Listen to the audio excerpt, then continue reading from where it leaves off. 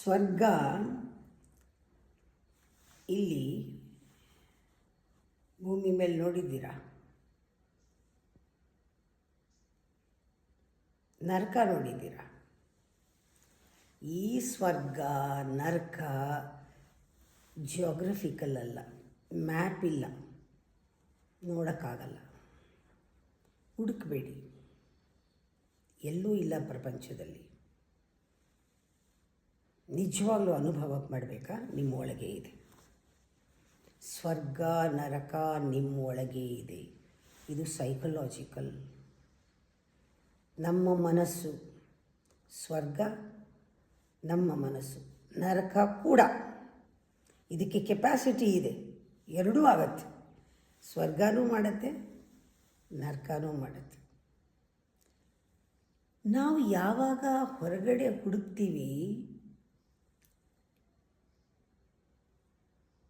ಸ್ವರ್ಗನ ಯಾಕೆ ಸುಲಭ, ಹೊರಗಡೆ ಹುಡುಕೋದು ಸುಲಭ, ಒಳಗಡೆ ಹುಡುಕೋದು ಕಷ್ಟ. ಅದಕ್ಕೆ ಔಟ್ ಗೋಯಿಂಗ್ ಮೆಂಟಾಲಿಟಿ. ದೇವರು ಅಂದ ತಕ್ಷಣ ಫೋಟೋ ನೋಡ್ತೀವಿ, ದೇವರು ಅಂದ ತಕ್ಷಣ ಗೋಪುರ ನೋಡ್ತೀವಿ, ದೇವರು ಅಂದ ತಕ್ಷಣ ಆಕಾಶ ನೋಡ್ತೀವಿ, ದೇವರು ಅಂದ ತಕ್ಷಣ ಕೈ ಮುಗಿದ ಮೇಲೆ ನೋಡ್ತೀವಿ. ಹೀಗೆ ನೋಡ್ತೀವಿ. ದೇವರು ಅಂದರೆ ಇಲ್ಲಿ ನೋಡಬೇಕು. Physically attune with existence. ಮೌನವಾಗಿರಿ, ನೀವು ಹೆವೆನ್ನಲ್ಲಿ ಇರ್ತೀರ. ಡಿಸ್ಟರ್ಬ್ ಆಗಿರಿ, ತಕ್ಷಣ ನರಕ.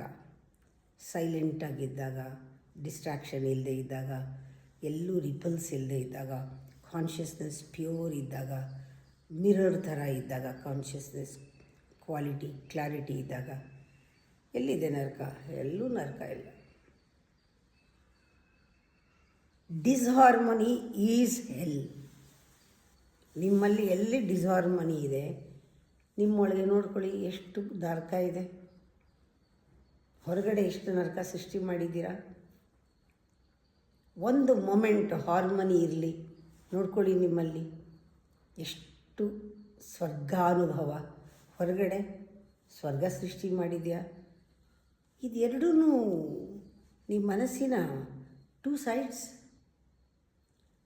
ಎಷ್ಟೊತ್ತು ನೀರು ದಡ, ನೀರು ದಡ ಅಂತ ಆಡ್ತೀವಲ್ಲ, ನೀರು ದಡ, ಸ್ವರ್ಗ ನರಕ, ಸ್ವರ್ಗ ನರಕ.